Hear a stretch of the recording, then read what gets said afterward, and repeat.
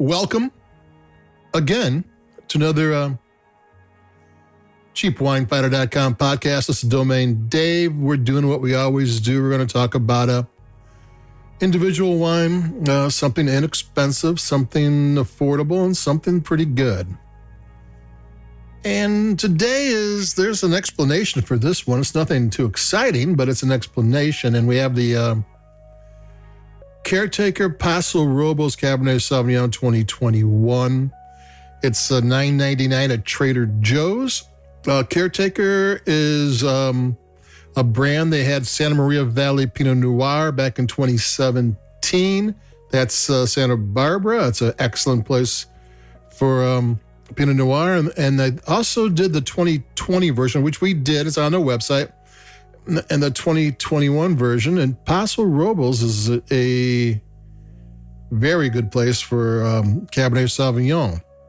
And the reason we did the 2021 vintage maybe 15 months ago, and we're back to 2021, because Trader Joe's has been stagnant. I mean, we've been doing the CheapWineFinder.com website for, I think, 15 years now. And one thing you can always count on is there'll be a new wine at Trader Joe's and a new inexpensive wine and a new wine. Even if it was $6, it tastes better than a $6 wine should have. It was fun. I mean, you didn't, when you're paying $25, $30, $45, it better bring it. But when a $6 wine makes you happy, that's even better, I think. I'm going to take a sip of this one. These are good wines. Caretaker wines are quality. I mean, if you're there and you can't find anything new, these are good to go.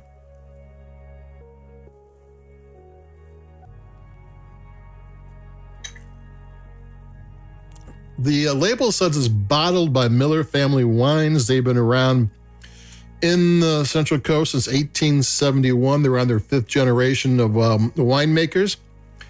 And back in the 15 years ago, maybe for a while, they owned the Central Coast Wine Warehouse. They're the parent company.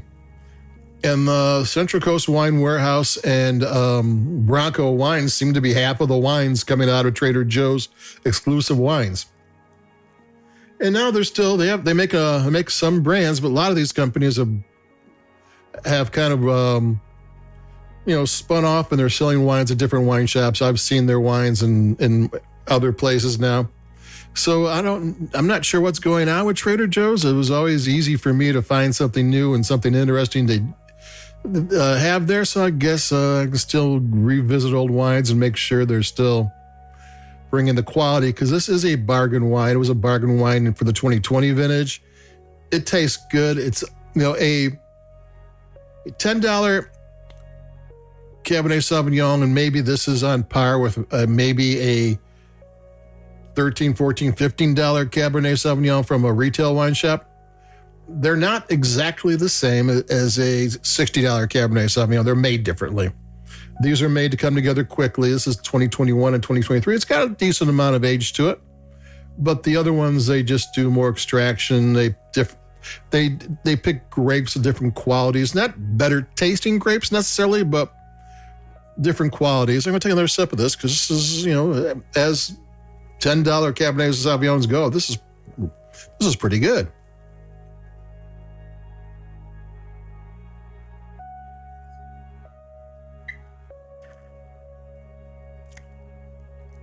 It's very balanced. It's got good fruit, but it's not jammy. It's got chewy tannins, which is nice. Cabernet Sauvignon should have tannins. So if you ever take a sip and you find yourself kind of chewing on something that's not there, it's the chemicals. The tannins come from the grape skins, and they're an integral part. If you got a Cabernet Sauvignon that doesn't have tannins, then it's not a very good Cabernet Sauvignon. So to get one in a $10, Sauvignon Blanc that's got chewy tannins, that's good, especially if they're not out of balance with anything, and they're not. They're just kind of you just kind of find yourself finding something a little chewy in something liquid, which is always weird, but that's how wine is.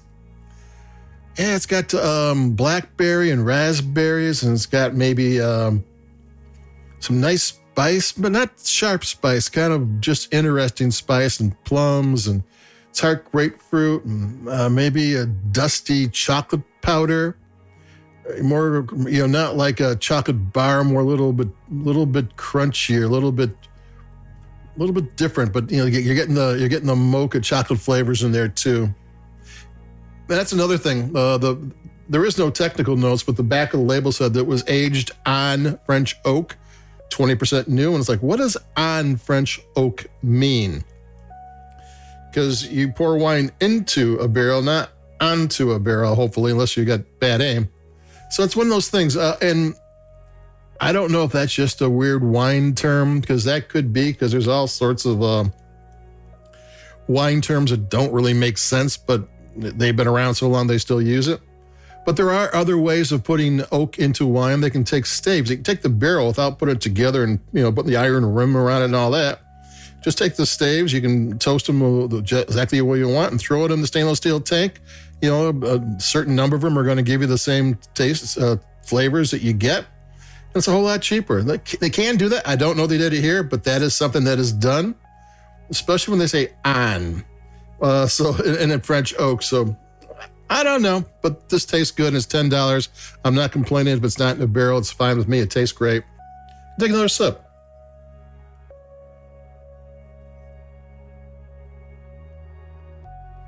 Yeah, it's unofficial. I don't give grades. I don't give stars. I don't do that. But I do take sips, and sometimes the really good ones, I don't stop to sip.